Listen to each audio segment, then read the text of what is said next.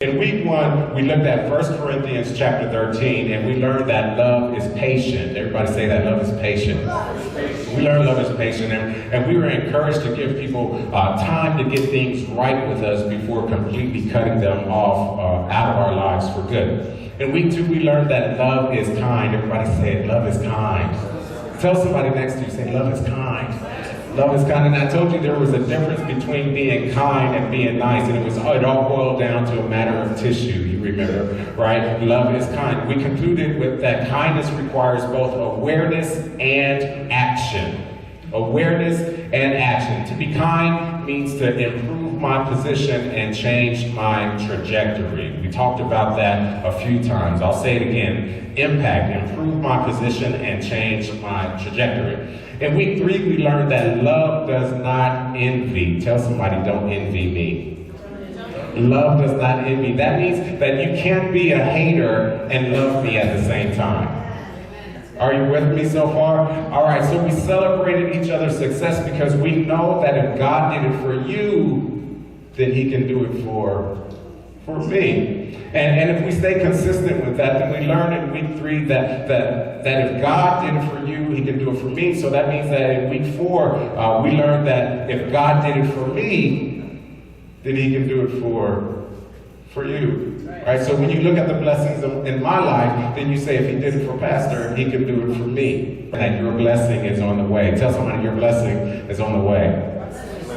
Oh, come on, tell them like you believe them. Minister to their spirit. Tell them your blessing is on the way. So if we stay consistent with that, then we know that God can do for you what God also did for me. And when it gets right down to it, when we talk about the blessings of God, when we talk about the favor that we walk in, then we understand that that has nothing to do with our own goodness. I'm not blessed because I'm good. You're not blessed because you're awesome. You're not blessed because you're so great and God has no choice but to bless you. But the fact is that you are blessed because God wills it to be so. Simply that. Because he loves you enough to bless you. And this leads us to the lesson for this week, is that love, it led us to the lesson last week that Leah taught us, is that love does not boast and love is not proud.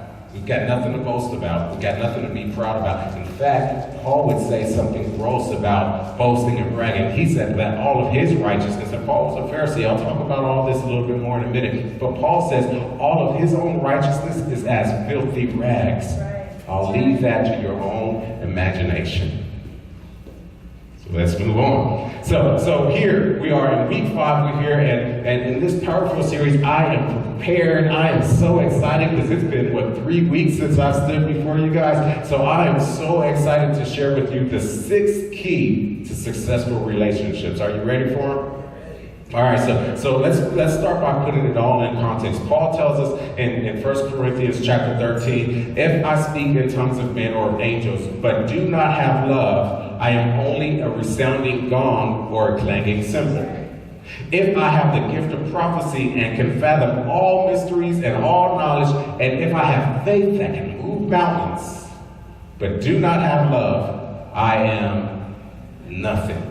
If I give all I possess to the poor and give over my body to hardship, that I may boast, but do not have love, I gain nothing. Right? Paul goes on to say, love is patient. Love is kind.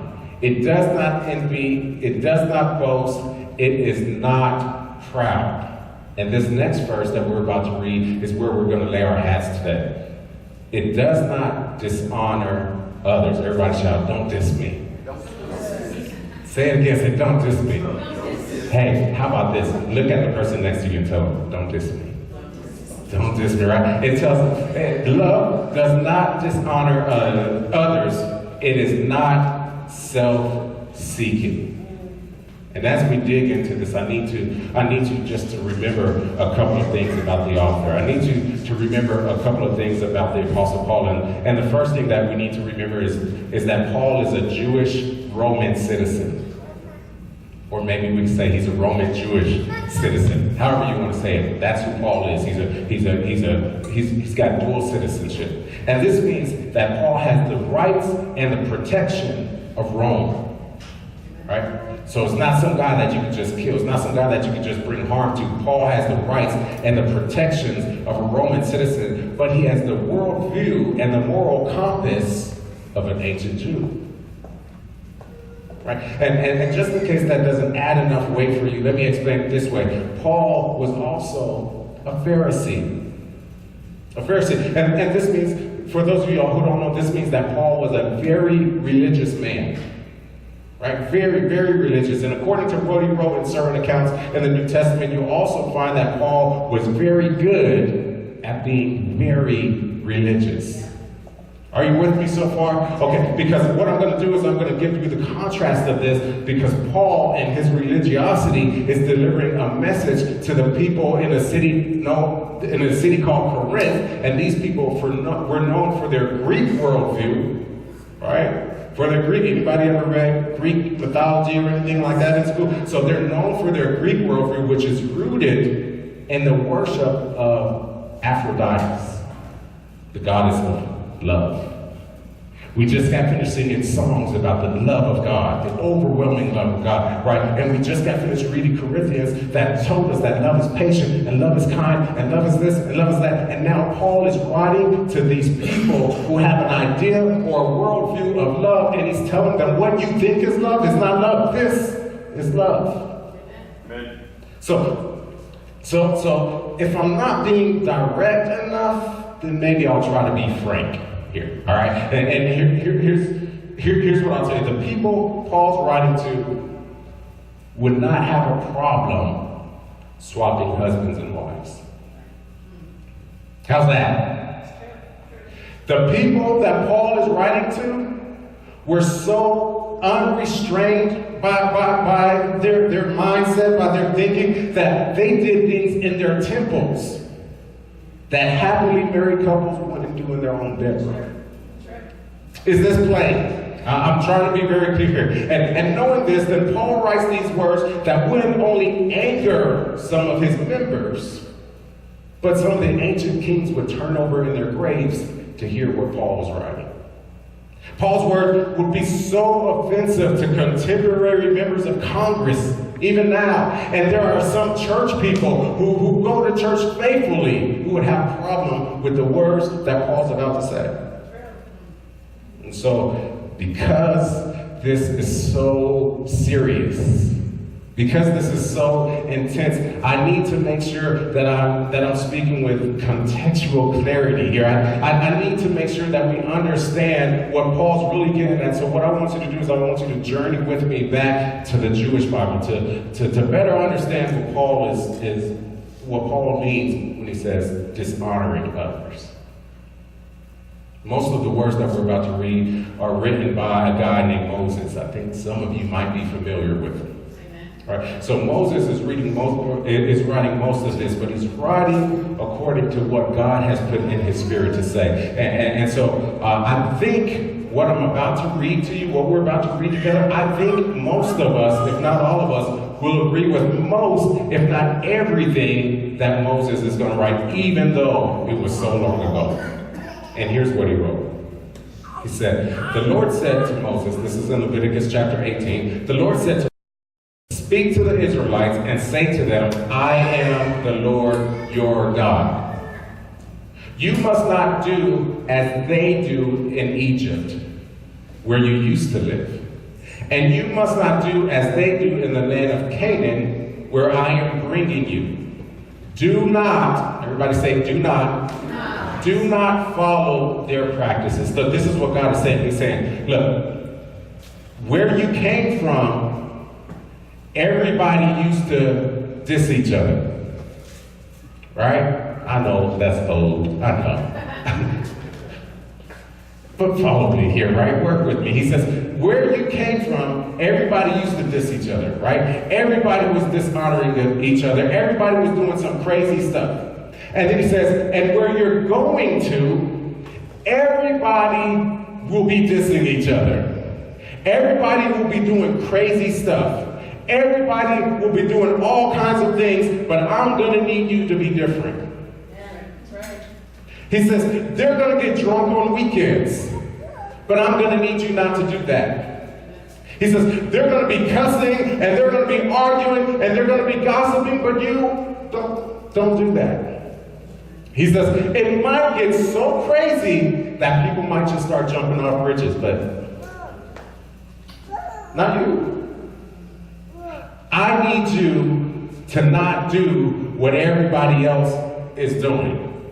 Real simple. God is real simple here. And then he says in the next verse, verse 4, he says, you must obey my laws. Watch this. This is very important. You must obey my laws and be careful to follow my decrees.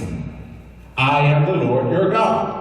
All right? He reminds them, this is not just something that's just being said because, you know, it's cute guidelines. He said, I am God. I'm telling you how things are supposed to be. I know you see how things are, but I'm telling you how they're supposed to be. And I need you to deliver a message to the world through your lifestyle that this is how things are supposed to be. He says, I am the Lord your God. He says in verse 5, keep my decrees and laws. Why, God? For the person who obeys them will live by them. And then he finishes and says, I am the Lord. My wife and I were watching The Mandalorian last night. My wife and I and the kids. And there was this character that I really liked. Because every time he spoke, you know what he would say at the end? I have spoken. I have spoken. And basically what he's implying is, when I speak, and when I finish speaking, it is so. I have spoken. I'm going to start saying that to my kids. Anyway, so he says, keep my decrees and laws, for the person who obeys them will live by them. I am the Lord. What's implied here is that the person who does not obey them will not live by them. Or in other words, will die. And perhaps that's what Paul had in mind when he wrote Romans 6:23 that says the wages of sin is death. We'll talk more about that later. But for now, let's finish reading what Moses wrote in Leviticus chapter 18 about dishonoring others. So somebody don't diss me. All right, here we go. He says, no one is to approach any close relative to have sexual relations.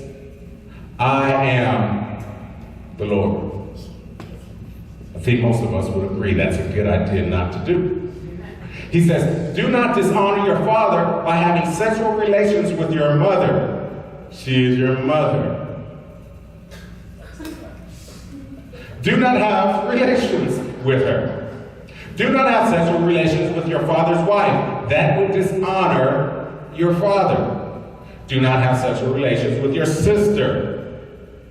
Either your father's daughter or your mother's daughter, whether she was born in the same house or elsewhere. Now, if you haven't noticed so far, by now these laws are mostly given to men. Because, well, let's just be honest, sometimes men are gross. Right. But I would like to believe that most, if not all, of the men in this room would agree with Moses on these points so far. Can I please get an amen? Amen. All right, so here goes. He says, do not, verse 10, have sexual relations with your son's daughter or your daughter's daughter. That would dishonor you. Do not have sexual relations with the daughter of your father's wife, born to your father. She is who? Your sister. Do we agree? All right. Do not have sexual relations with your father's sister. She is your father's close relative. Now, Moses is trying to cover all bases here, and you probably understand why, but just in case there's somebody here who's missing the point, here it is on the screen. The obvious is not always obvious. Some packages come with warnings because somebody did it. You know that little package that you get in your shoebox that says do not eat? Why would they have to put that in the shoebox? Because the obvious is not always obvious. Some people require instructions because without boundaries, who knows what they'll do? In fact, there's a scripture that says, without boundaries, people cast off all restraints. They just act crazy if somebody don't tell them something. All right, so the obvious is not always obvious. So Moses continues and he says in verse 13, do not have sexual relations with your mother's sister because she is your mother's close relative.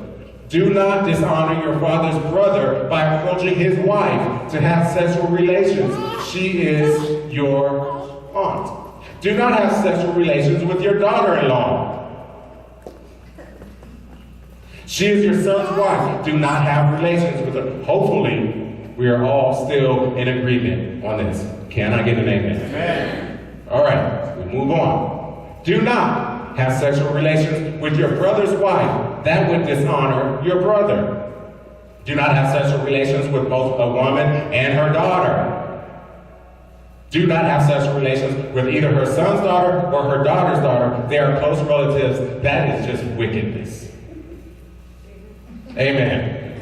Do not take your wife's sister as a rival wife and have sexual relations with her while your wife is living. Now, I want to make this very clear that this is written in Leviticus, right? And when you think about what's written here, it has a lot to do with stuff that's already happened. Like some people try to say, well, the Bible teaches that such and such had 2 wives, so I can have 2 wives, right? But Moses says, don't do that.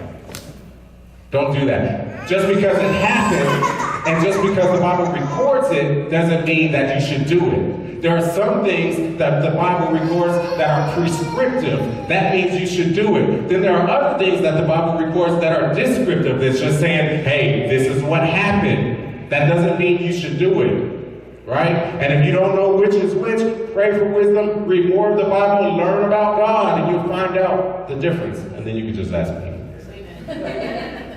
All right, so this list is it's pretty exhausting, but I don't want you to zone out here because we're almost finished with the list, and there's something coming up here that's very important, and I don't want you to miss it, right? Never somebody tell them, wake up, don't miss this, don't miss this. But for now, I want to warn you that Moses is about to get very specific. I want to warn you that Moses is about to walk down some of your streets. Moses is about to look in your window. Moses is about to come in your bedroom. All right, so I'm just going to read it here. It says, do not approach a woman to have sexual relations during the uncleanness of her monthly period. Do not have sexual relations with your neighbor's wife and defile yourself with her. Do not give any of your children to be sacrificed to Molech, for you must not profane the name of the Lord your God. Now, I am the Lord. Now, I want to explain this whole Molech piece real quick. History lesson of the day. All right? You guys remember this man by the name of Abraham? Abraham, before he became Abraham, his name was Abram. And God said to him, get away from your parents and their house because they do all this sick stuff. Right? He says, get away from that. I'm going to take you and I'm going to make a nation of you and I'm going to make your name great and you're going to have so many descendants that he says, look at the stars, try to count them. Look at the sand, try to count it. You can't count it, right? He says, I'm going to bless you in that way that there will be just nations that will come from you, right? So he says, get away from your parents' house and all the sick stuff that they do. And I'm going to show you what I intended for humanity. Can you imagine God coming to your house and saying, Eric, you will be the man. And everyone will learn me from you. Can you imagine that? I don't know if I would be up for the task. You know, like, God, I make mistakes. I do stupid stuff. Sometimes my wife don't even like me. You know what I mean? But here it is. Here it is. So God says to him, go, get away from all that stuff. I'm going to show you a new way. I'm going to show you a better way. I'm going to show you how I designed humanity to be. So Abram leaves like God tells him. Kind of. And that's the problem with a lot of us. We do what God says. Kind of. And that's what gets us in trouble. So Abram leaves his father and mother, but then he doesn't just separate totally from them. He takes his nephew Lot. And Lot and Abram, they experience a situation where they get to this land and they begin to experience the blessings of God. See, Lot by default is jumping in on Abraham's blessings, right? Some of you, you know people in your life, they're only blessed because you're blessed. Right? So Lot is taking advantage of this blessing. They begin to get so many cattle and so many people connected to them that Abraham says, look, we're starting to bump heads here. We're starting to get into fights and arguments over stuff, whose stuff is who. He said, this is what we'll do. Let's just go our separate ways. You choose which way you go. If you go left, I'll go right. If you go right, I'll go left. Just tell me which way you want to go, and I'll go the opposite way, because I'd rather us live peacefully away from each other than in turmoil with each other. Right? It makes sense, right? So Lot looks over and he sees this dual city called Sodom and Gomorrah. And Lot's like, yo, party over there. That's where we're going. Makes sense so far? All right, so Lot and his family, they go to Sodom and Gomorrah where they're partying and they're doing all the stuff that Moses just told us not to do. Sick town, Vegas, Miami. I'm joking, kind of, right? So he goes there with his family. Lot and his family, they go there, and then Abraham and his family, they go out to where Henderson. Right? So they're in Henderson, they're in Vegas, right? Lot begins to raise his family in an environment that is teaching his daughters that this stuff is okay. That teaches if he had sons, that would teach the sons that this kind of stuff is okay. We have to be careful what we expose our children to. Yeah. Because I used to tell my brother this. I told him, I said, the way my children see me treat my wife, it teaches my son how he should treat a woman, and it teaches my daughter how a man should treat her. So, here we have Lot in Sodom and Gomorrah with his two daughters, showing them that all that sick stuff that we just read about is okay. Right? So then, for those of you who know the story, you know that God destroyed the city. But because he loved Abraham, he protected Lot and got Lot and his wife and children out of the city. Lot's wife, this is kind of, I don't want to chase this rabbit trail, but Lot's wife turns back, looks at the city like she wasn't supposed to. She's turned into a pillar of salt. Now we just have Lot in a cave with his two daughters. Lot can't handle the fact that he lost everything, and guess what he does? He goes on a drinking binge. Lot gets drunk in a cave. His two daughters, who have been used to seeing all the sick stuff that they were doing in Vegas, all the sick stuff that they were doing, they were saying, one daughter turned to the other and said, hey, Dad's drunk. He doesn't have any sons. The whole world has been wiped out because their whole world was Sodom and Gomorrah. The whole world has been wiped out. Let's have sex with Dad so that we can repopulate the earth. And guess what? They do it. And then they have a son. Lot has a son with his daughter. His daughter has a son named Ammon. From Ammon comes the Ammonites. You know, that tribe that always gave Israel trouble, that was always fighting with Israel, that's always causing them to have to deter their route or fight battles. The Ammonites. The Ammonites begin to worship Ammon. Yeah, that's like your grandkids refer to you as God. Right? So they begin to worship Ammon instead of God. And then they started to create other gods. And one of the gods they created was a god that they used to literally sacrifice their children to. This god was called Moloch. Do not give any of your children to be sacrificed to Moloch, for you must not profane the name of your God. I am the Lord. And just when we thought that Moses was finished, because there's been a lot that's been said here, he writes these words. Do not have sexual relations with a man as one does with a woman. That is detestable. God said it, not me. Take it up with him. Do not have sexual relations with an animal and defile yourself with it. Now he's talking to women. A woman must not present herself to an animal. And it's funny to me how we refer to men as dogs. Oh, okay, let me just do not have sexual relations with an animal and defile yourself with it. A woman must not present herself to an animal to have sexual relations with it. That is a perversion. Do not defile yourself in any of these ways, because this is how the nations that I'm going to drive out before you came to be defiled. The end. Not really, it doesn't say the end, but his point is here is that everyone is doing it. That doesn't make it okay. Where you came from, everyone was doing it.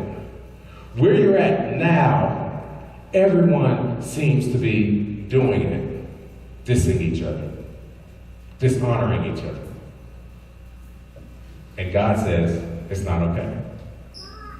And in case you forgot, this is what I believe Paul was talking about when he wrote, love does not dishonor others.